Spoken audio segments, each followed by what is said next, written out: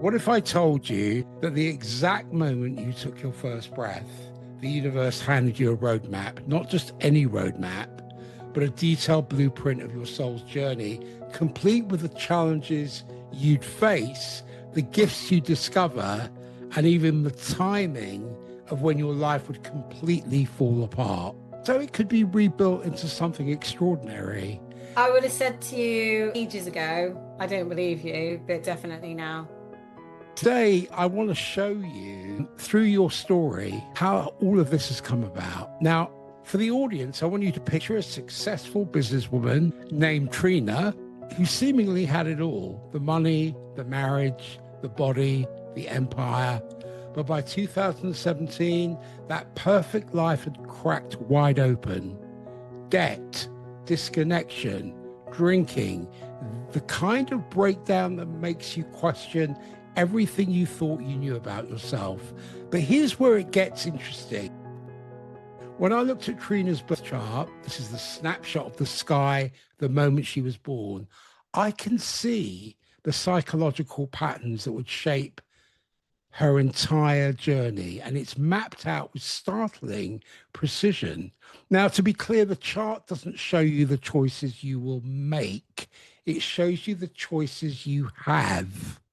Okay. It's the psychological terrain that you'll navigate and the potential pathways available to your soul's evolution. I'm talking about patterns written in the cosmos 43 years ago that has played out with terrifying accuracy in real time. So I want to welcome you to this episode where we're going to explore the profound intersection of psychology, astrology, and human transformation. So what does all this actually mean? Unlike traditional astrology that tries to predict if you'll meet that tall, dark, handsome person on Tuesday, evolutionary astrology doesn't do that. It looks at your birth chart as a mandala of your soul's evolution. So it shows us the patterns you came here to heal, the gifts you're meant to develop, and the psychological landscapes you'll navigate in this lifetime. Now, as an evolutionary astrologer and archetypal psychologist, I work with the universal patterns and the archetypes that live in all of us. If you think of the archetypes as the cosmic characters playing their stories through our lives, you've probably heard of them: the wounded healer, the wise teacher, the transformational phoenix. These are not just pretty metaphors. They're powerful psychological forces that shape how we experience and understand our journey. And when you combine evolutionary astrology with archetypal psychology, you get something remarkable. You get a precise understanding of why your life unfolds the way it has. More importantly, how to work with your cosmic design rather than against it. So today's guest is living proof of this approach. I want you to meet Trina. This is a woman who went from having it all to losing it all to rebuilding something even more extraordinary. She's now a globally recognized transformational coach, a Brains 500 global honoree, and works with thousands of people, helping them navigate their own dark night of the soul. But here's what makes her story so compelling for our purposes. Every major twist and turn of her journey was written in her birth chart: the breakdown, the breakthrough, the specific gifts that emerged, even her unique blend of practical wisdom and mystical insight. It's all there. It's all coded. Trina, I would suggest, doesn't just teach transformation. She lives it. She breathes it. And she's emerged with that rare combination of hard-won wisdom and cosmic understanding that can only come from someone who's been to hell and brought back the map.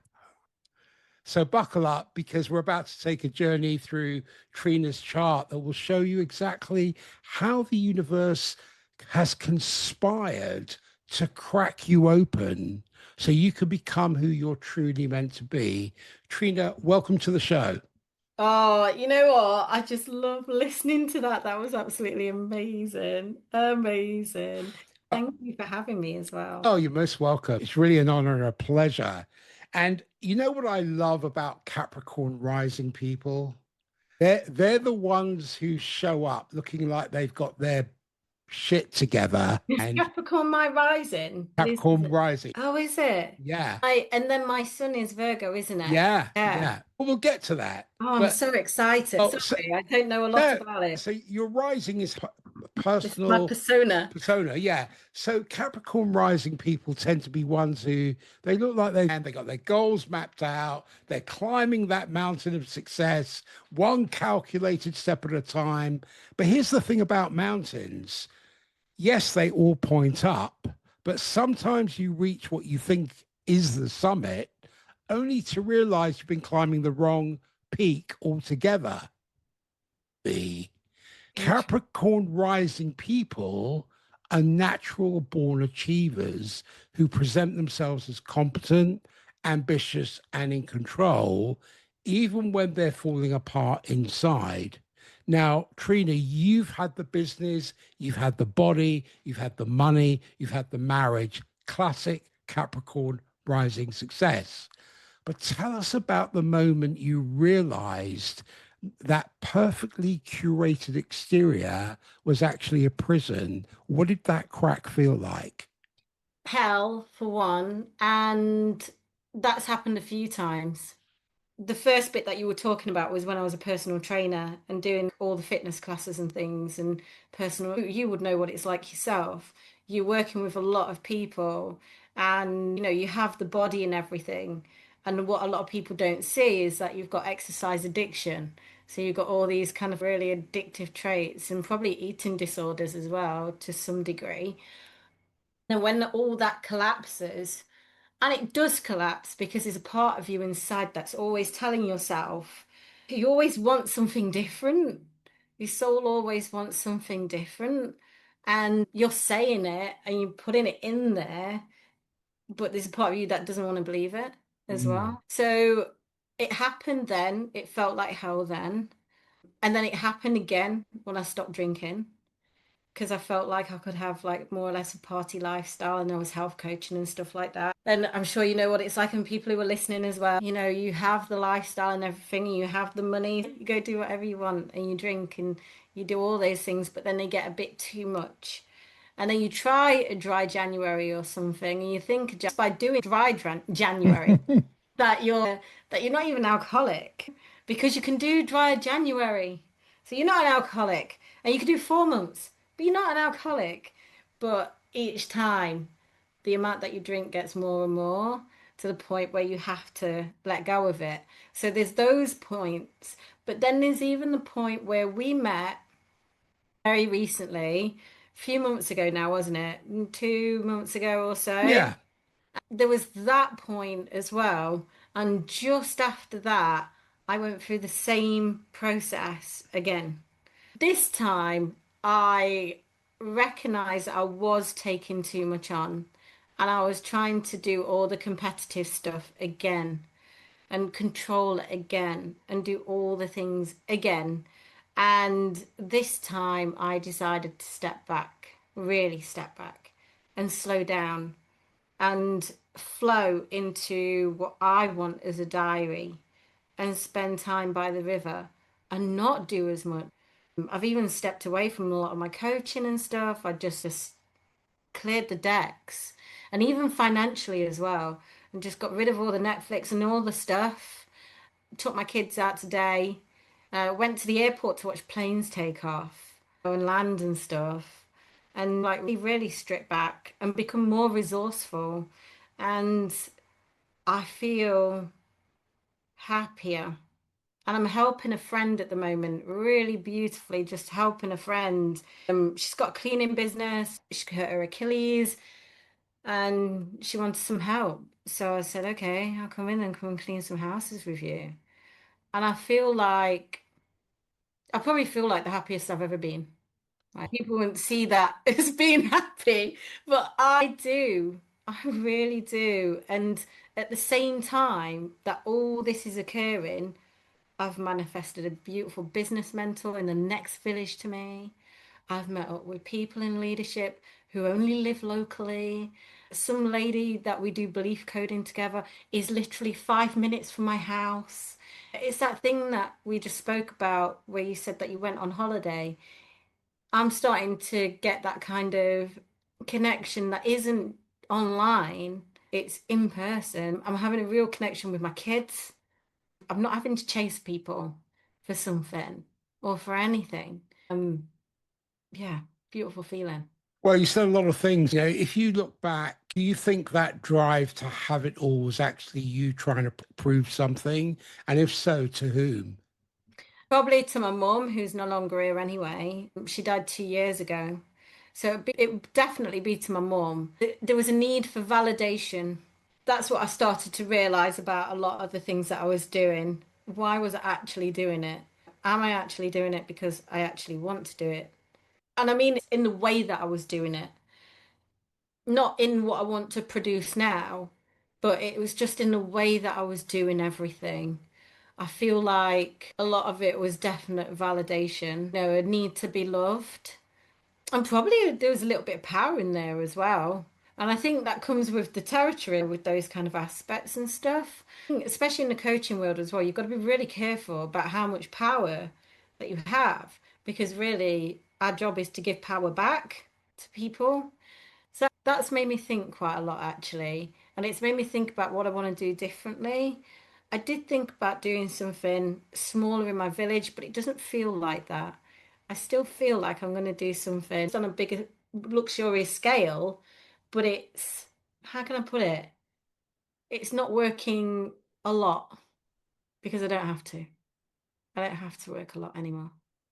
Yeah, this is much more of a soul recognition Yeah. to fulfill your soul's purpose because the dry January, all these things that our culture creates is for people who want to move from habit into initiative. So somebody has a habit, so partying, drinking, whatever it might be, they flare into an initiative. You see this in so many ways in January.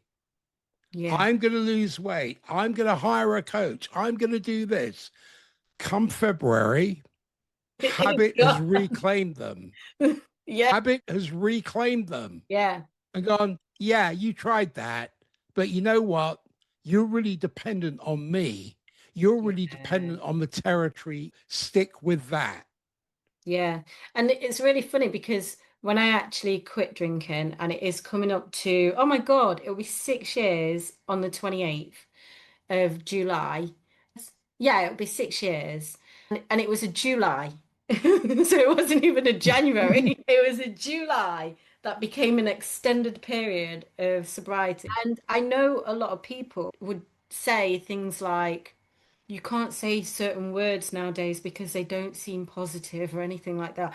But one of the best things that I've learned from another coach, Marina Jacobi, who does shadow work coaching, to embody the thing that you don't want to embody. I am an alcoholic, right? People go, "Oh, how can you say that?" Like, because there is a benefit to those words that you get some light out of it. So when I became debt free, one of the things I've been learning to embody, and a lot of people dodge, I am poor, right? And we joke about it. I'm like, I can't do that because I'm poor at the moment. But the thing that has come out of being poor or feeling or just dipping into that realm was the fact of being very resourceful. One of my Mm. friends said, she said to me, she goes, I bet you ate the best you've ever ate.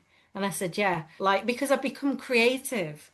I've got my creative spark for making things and doing things and thinking outside the box, not just, oh, let me just chuck some money at something, let me just spend on that. No, it's you do that because it's easy. It makes you more resourceful in very different ways. So there's some light to come out of these things. For me, anyway, I know that. So yeah, so I'm learning not to dodge certain things that most of society will dodge, especially when we're manifesting, especially when we're trying to manifest something. It's not positive to think about those things. It's not positive to say those words. But actually, what I've learned is that there's light in those words as well. Yeah, you have to go into the descent. Yeah. Everybody talks about ascending and moving towards the light, but you have to go into the descent. And sometimes your greatest challenges are your greatest gift. You can get trapped in habit and you can get trapped in the rocker bar between habit and initiative. So you go, okay, I'm going to do this. And then you go, huh, that didn't work. So then you go into blame and avoidance as distinct from truth and responsibility. Yeah. And then habit reclaims you. Then you get very promiscuous because then you start looking for another coach or Yeah. another guru or another course. And you're trying to bring in external validation as distinct from internal stability and outer equilibrium. Yeah, because you feel like there's something wrong with you. And there's nothing wrong with you. Exactly that. And the business mentor that I found was just out of nowhere. And, a general conversation. As you subtract all the residue from your life, it cultivates a space for new things to come in because you're resonating at a different frequency. Compatibility of alignment starts to happen between the frequencies that you're emitting and the frequencies that want to come in, and they meet together and you go, oh, you know what? That business coach came out of nowhere. Newsflash, it's because you are going through a process of subtraction, giving up the Yeah. Netflix subscription, doing all these things. So you're taking conscious action. One of the things about Capricorn Rising is they get caught in the competence trap.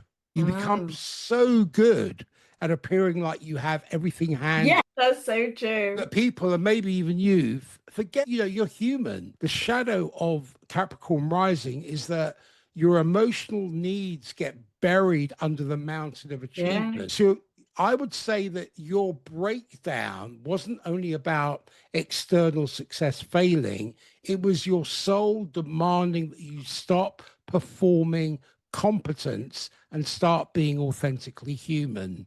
Yeah, absolutely. And that meant as well, all those feelings that I was feeling depressed, I was feeling anxious, they're the feelings that I needed to like sit with. Those feelings and be depressed. Be Right. depressed. Where's the ice cream? And just sit with some ice cream or just sit and just mope a little bit. I think sometimes we don't allow ourselves to to mope. We like, oh, let me just brush that to one side. But I think what I also was going through as well because my mum died 2 years ago and I just pushed myself into stuff, Mm. pushed myself back into doing things. And the day before, when I found out she was going into palliative care, I was actually going to launch it somewhere the day after. So I'd actually turned up, smile on my face, Yeah. and then went home, had to take my children to go see my mum for one last time and do all those things. And it fell on a weekend. So it felt right for me to stay at the hospice for the Mm. weekend. And then my mum died on Monday. And then I was back on everything during the week. And that's not uncommon. But I think 2 years later, just having this space is enabling me to grieve, and not just my mum. I've actually started to grieve other family members, like my granddad who died 20 years ago. I've been able to grieve other people who are really significant to me as well. So it's allowed me to process emotion that kept coming up all the time, even when I would like different sessions for me, all the time was sadness. So it's been like something that I've needed anyway, something that I totally needed. And possibly my kids needed to see me step back a bit. When you tear down a wall, it's easy to look at the debris as distinct from the space that you can step into, because what it's doing, it's offering you that space to process all of these things that make you trapped, the competence trap. Because in your story, you've got the cosmic taskmaster who comes knocking, which is Saturn. Saturn's the tough love mentor who shows up. Saturn whips me into shape. Yeah, tough love mentor who shows up in your life around age 29 and basically says, we need to talk, because Saturn doesn't give a damn about your excuses, your image, or your comfort zone.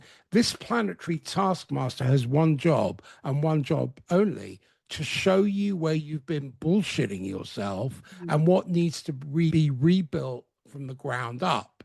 Now, to explain, Saturn takes about 29.5 years to complete one orbit around the sun. So around the age of 29, Saturn returns to the exact position it was in when you were born. This is called your Saturn return. It's like a cosmic audit where Okay. life forces you to examine what's working and what is complete bollocks. Most people experience major life changes during this time, and career shifts and relationship endings and total life overhauls. Now, you hit your Saturn return around 2009, 2010. Was there a significant shift or challenge around that time that set the stage for what came later? Yeah, so in 2009, that's when I had my second child. And at the same time, my grandma died as well. So my grandma died, she died in March, and then my son was born in the August as well. And at the time, I was also working for one of the big six electricity companies, but I was off on maternity leave for quite a lot of time, and I absolutely hated it. I wasn't the best employee, put it that way, but I was also being bullied as well. It was like swings and roundabouts, but I hated the place. And I'd gone, and then 2010 into 2011, that's where I left that job. Mm. So there was a lot Well, going on during that time. yeah, well, there would be. It's a maturation process. Yeah. Your next one will be when you're 58, 59. Wow. But you've also got to look at what's happening in between.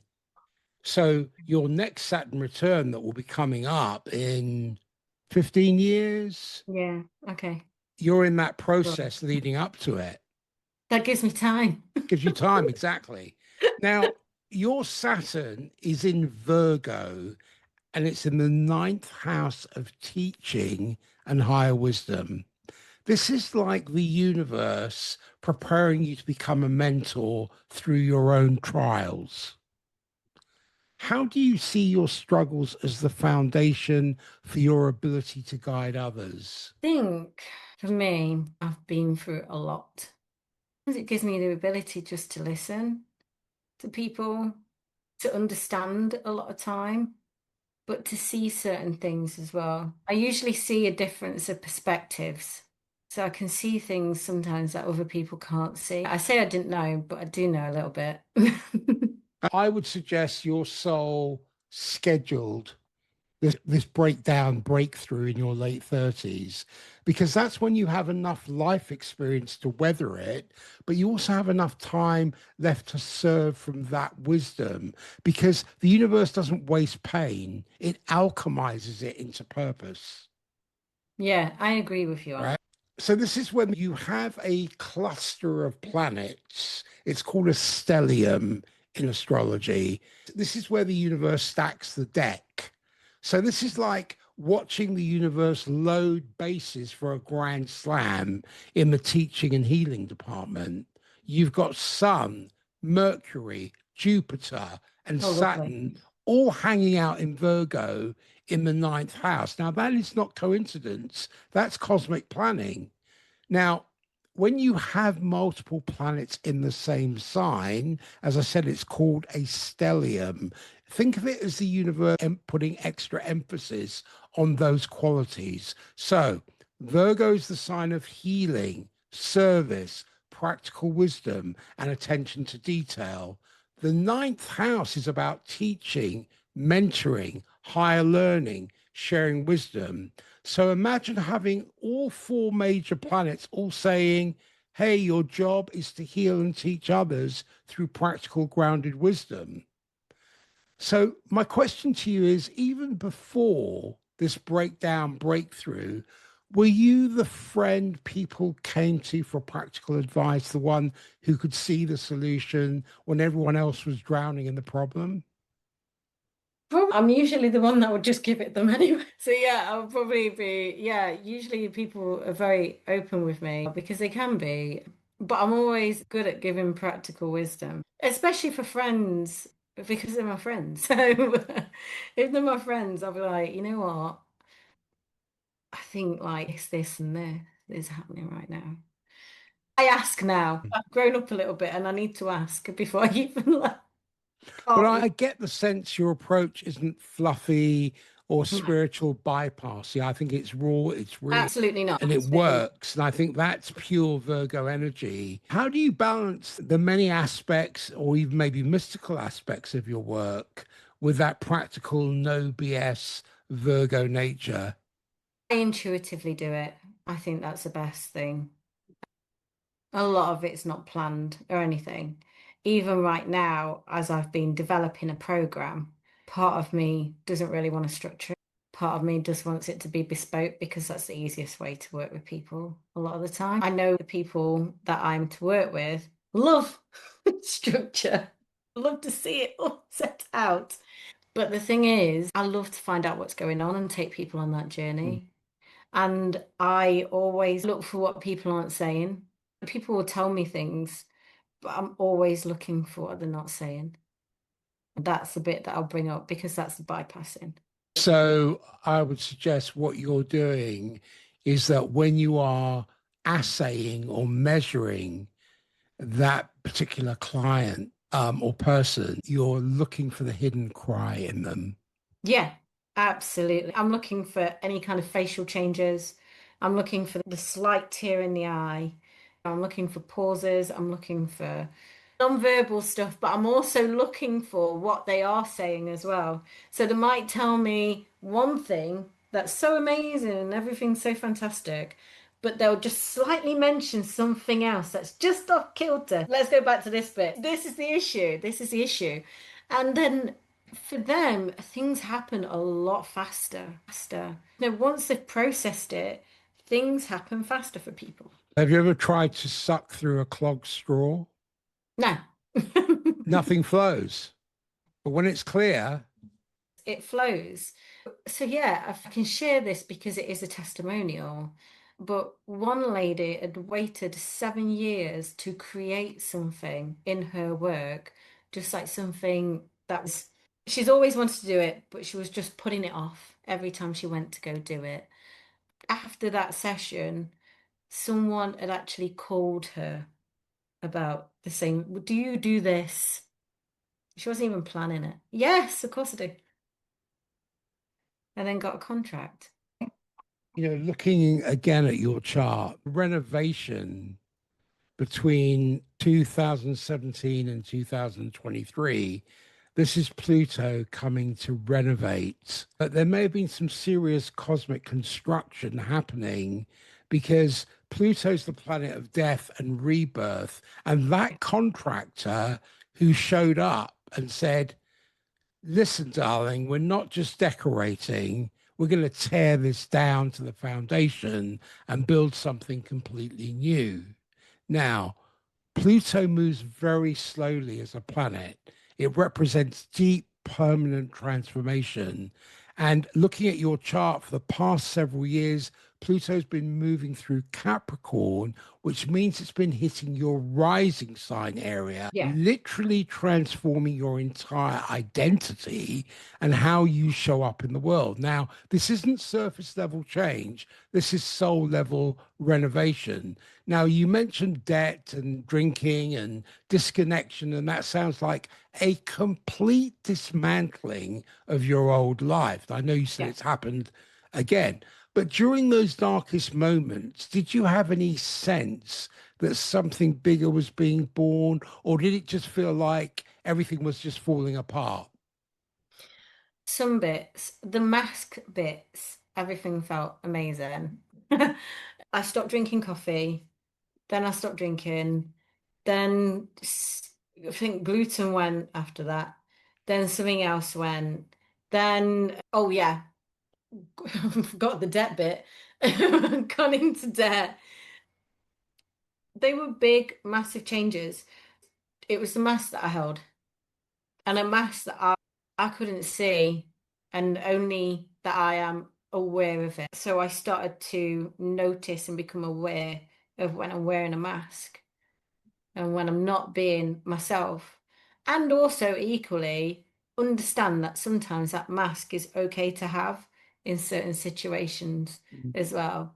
I think people talk about masks in such a way, like they go, "Oh my God, it's so bad that if you have a mask." But you know what? Sometimes a mask gets you out of situations that you don't want to be in. Mask can actually help you. And not only that as well, a mask can be there to protect you and to protect someone else from you as well. Especially if the mask is there, all of a sudden your nervous system shuts down, stops you from shouting at someone. No. And as you walk away, just smile, be nice, go away, and then work through that emotion. That actually happened to me recently. Work through the emotion, calm down, and then make a complaint and get things done in a better way. So, yeah, I've learned so much during that time. And I always believe that life is just learning until you die anyway. It's not only learning, it's aligning to that learning. So what you're talking about, I would suggest you've turned your observer on. Yeah. Yeah, I am very aware. Like when I was at the dentist and I was paying, I was just thinking, I don't even want to pay for this thing right now. This is just a waste of money, waste of my time. And then when I got out, I just cried in the car. And I was like, oh, I couldn't even stick up for myself in there. But after I'd gone through that process and I knew I could complain and then get the Mm. thing that I want, and I got the treatment that I wanted as well, been back in a different way. For me, I feel like years away from that I person. think there's a lesson for you here. There's a Saturnian lesson in terms of time, space, and the competitive trap, because something fascinating about your Saturn in Virgo placement. And again, Saturn represents our greatest teacher, but through restriction and limitation.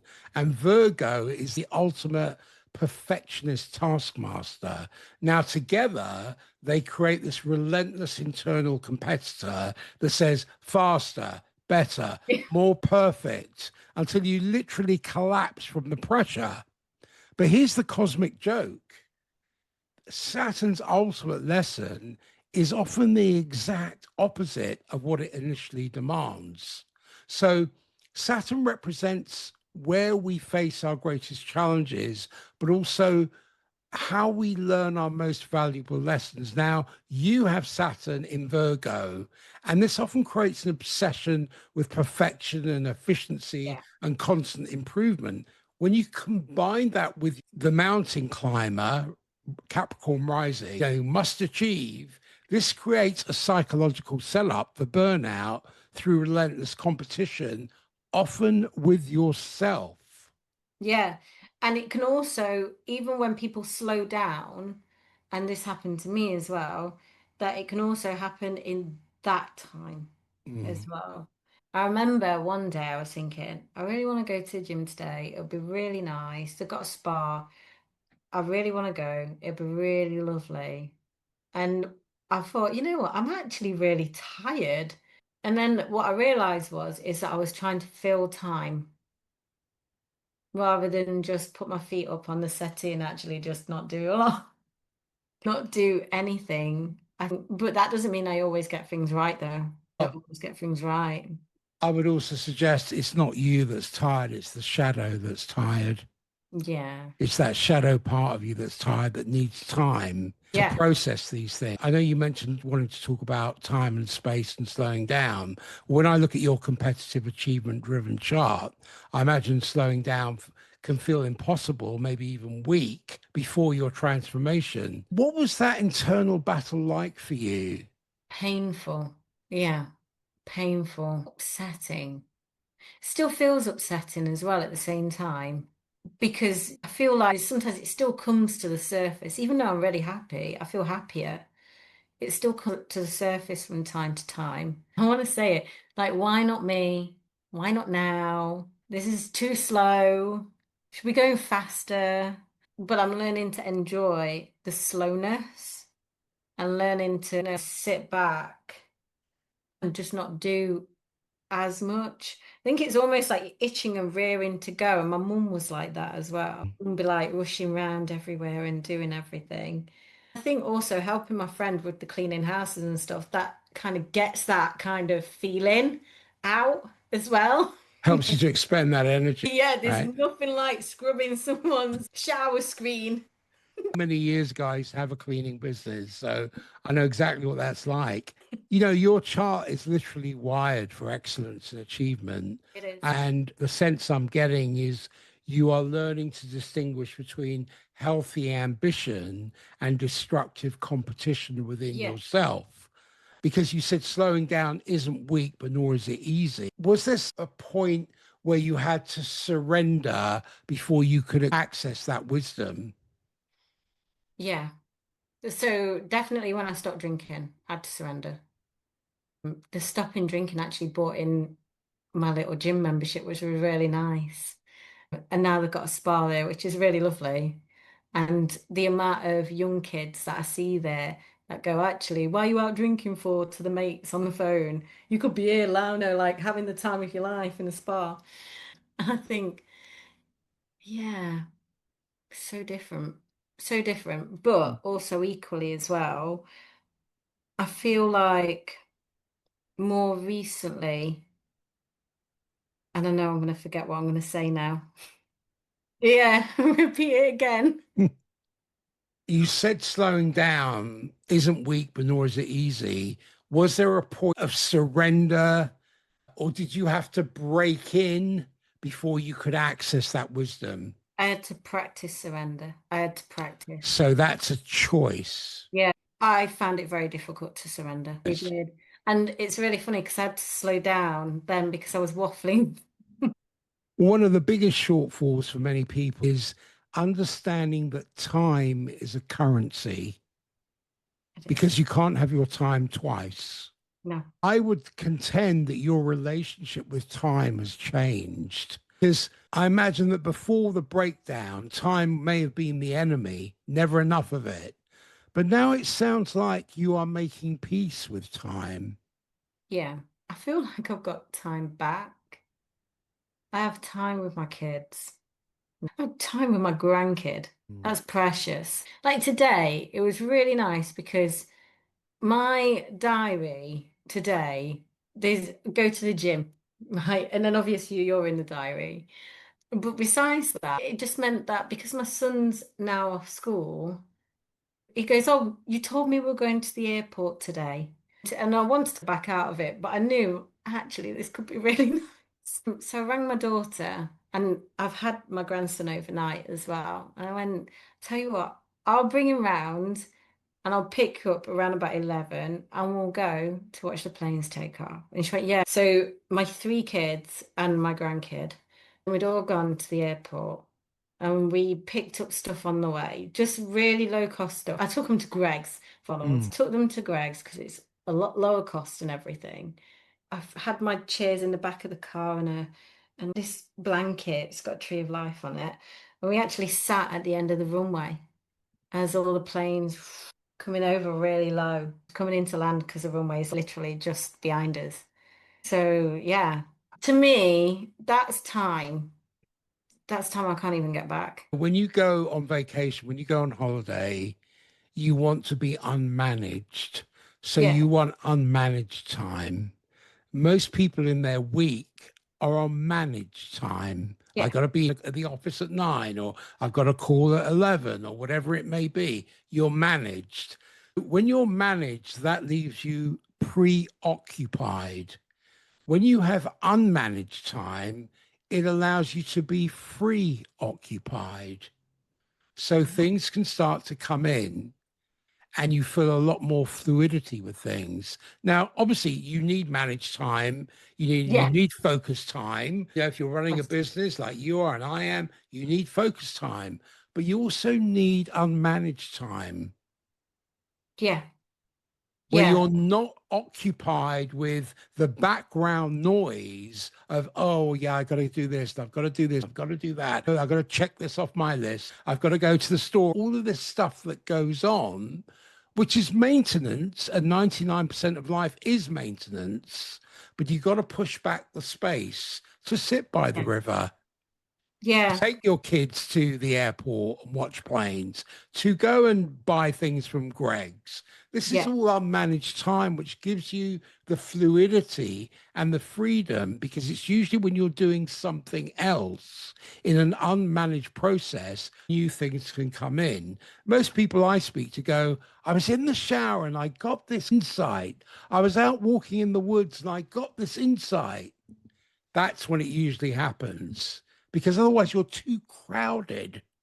And You there's know, too much stuff in there. too much stuff. And it's doing this and you're doing that. And it's doing this and you're doing that.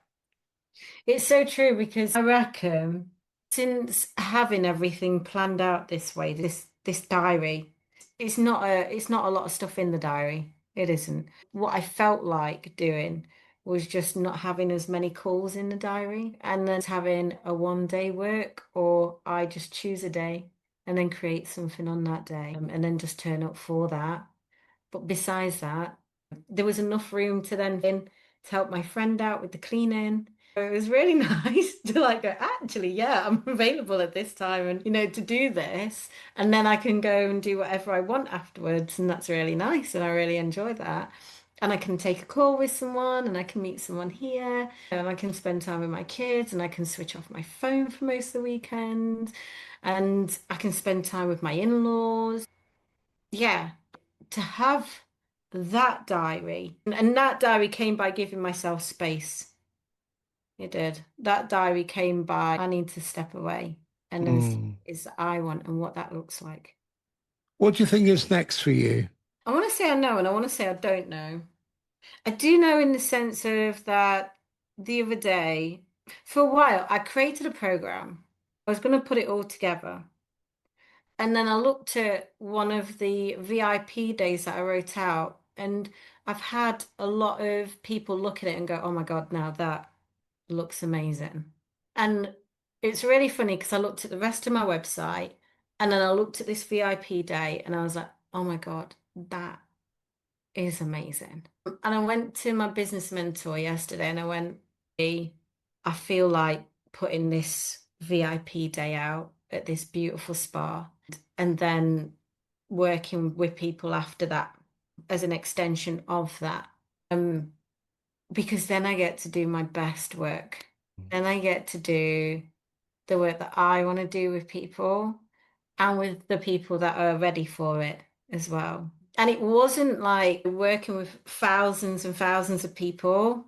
Doesn't feel like that right now, but it was working with a small group of people. And I can visualize this group of people.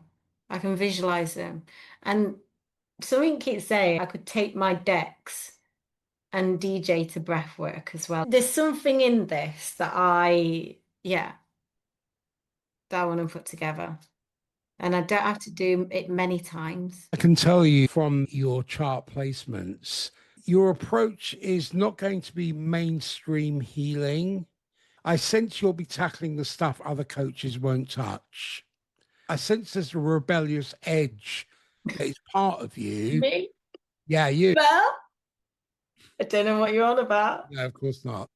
Um, some of the placements in your chart tells me your soul specifically signed up to be a revolutionary in the healing space.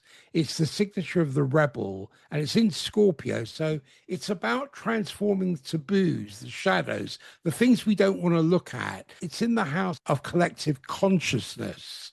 So you're here to change how groups of people think about healing and transformation, Makes sense. right? Because your soul's mission, and I think you're living your soul's mission, that's what it sounds like to me, is saying to you, hey, girl, it's time to step center stage and share your gifts to the world, but not just any gifts. Because in the eighth house is about transformation, death, and rebirth, other people's resources and psychology. So when I say you're literally living what's called your North Node, which is your evolutionary edge, not your habitual one, which is your South Node, what you came into this life with, but your evolutionary edge is using your personal transformation to lead others into their own breakthroughs, That makes total sense. right? Yeah. So stage speaking, podcasts, being visible. This is your Leo North Node energy. Now that absolutely makes sense. Okay. And that's why it feels like I've had to. And I felt really awful. I felt like I've had to really step back and step away from working in community at this moment in time. I didn't realize why that was until I did a breathwork session on it. And when I did a breathwork session on it, I didn't want to go through all that again with all the classes and all that kind of stuff. From a financial point of view, it was very detrimental. It was a very detrimental process to go through. And for me, I've felt more inclined now. And not only that as well, I even manifested like a leadership coaching award as well. I thought, you know what, it'd be really nice to win an award. And then someone messaged me and said, we'd like to put you forward for an award out of nowhere. I have to say to you is that because as you're speaking, you're bringing your chart to life. You literally came here to become famous for helping others transform. Now, not famous like a celebrity, but recognized and seen for your ability to guide people through their darkest nights. Because the eighth house is death and rebirth, and Leo is the courage to be seen. Your soul signed up to be witnessed in your transformation so that others can see that rebirth is possible. How funny is that? Because I actually got led to go onto TikTok as well at the same time I stepped away to create space because it was easy to create a very short video, put a little overlay on it, and then just post it. So I created a few of them and started doing like a little TikTok channel. And the views on that TikTok channel at the moment are about 700 each time. Yeah, and I've only been on TikTok maybe about a few weeks. The best healers are those who have walked through the fire themselves. You cannot fake that kind of authenticity.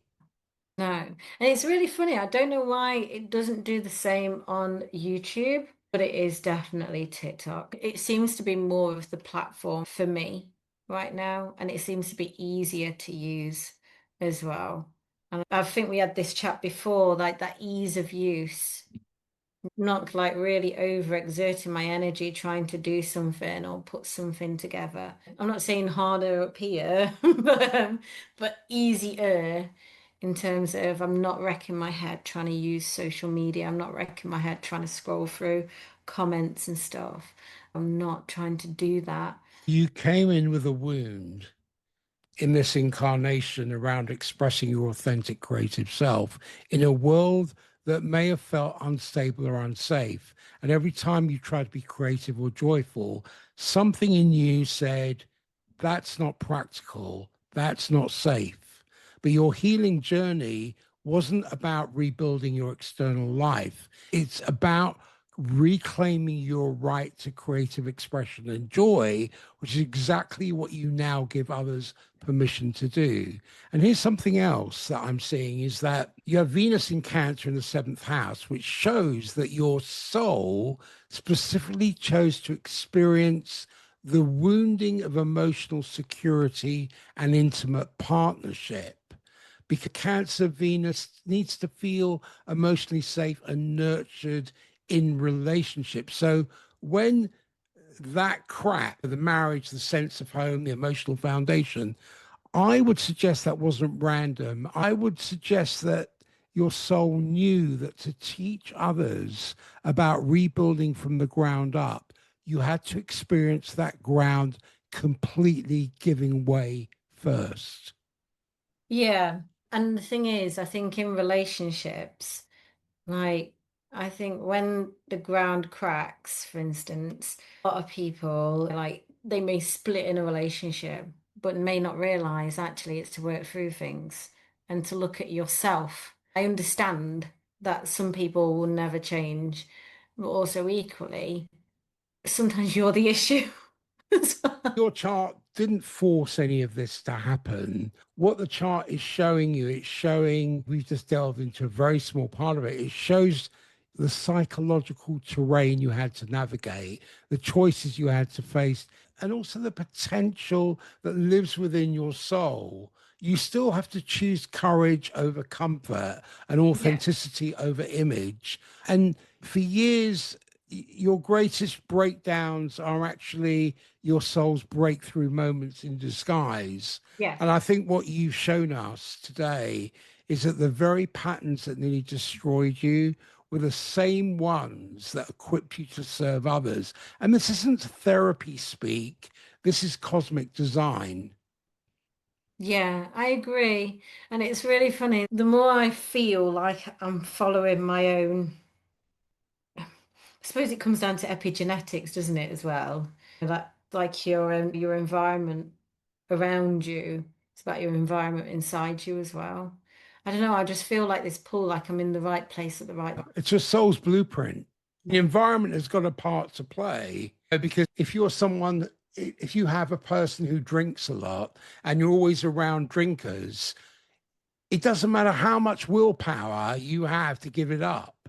But if you change the environment you're in that doesn't support drinking, then it's much easier to It get into is. that state of mind. So it's not will or motivation because that wanes, that goes up and it goes down.